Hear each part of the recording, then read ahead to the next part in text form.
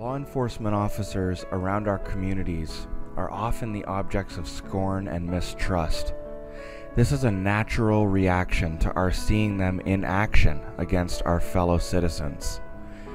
Sometimes we feel a separation from them as some sort of agent of the state, a figure born to protect policies, not people.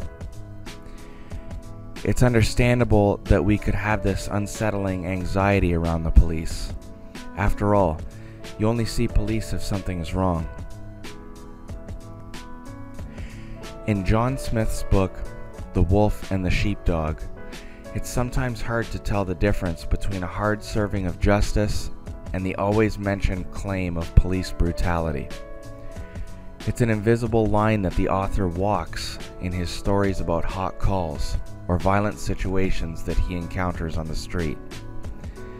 If his job is to protect the citizenry, shouldn't he then be able to take whatever steps necessary to eliminate a threat, provided that the person has already stepped on the rights of others?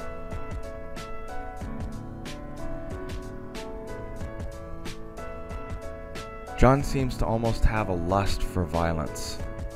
He talks about a metaphorical caged animal inside of him that craves its piece of action. He makes perfectly clear his intents of bringing swift violence down on criminal elements of his city. He actively hunts the wolf, a job suited only for some, but best carried out by those who truly want it. Many societal problems are discussed thoroughly in the book.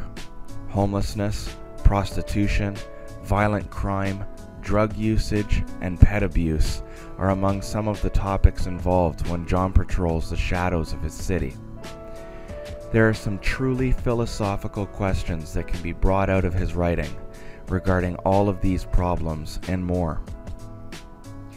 One question that pried at me the most was simply, where is that invisible line located for a police officer? Fighting a violent criminal, there are so many intricate details behind what's fair or what use of force is necessary that years of hardened schooling would likely come up with the same response I do. It just depends. At the end of the day, there are people who make decisions that affect us. They want to scare us and to force themselves into our lives. Worst of all, some people want to hurt you, your family members, or worse.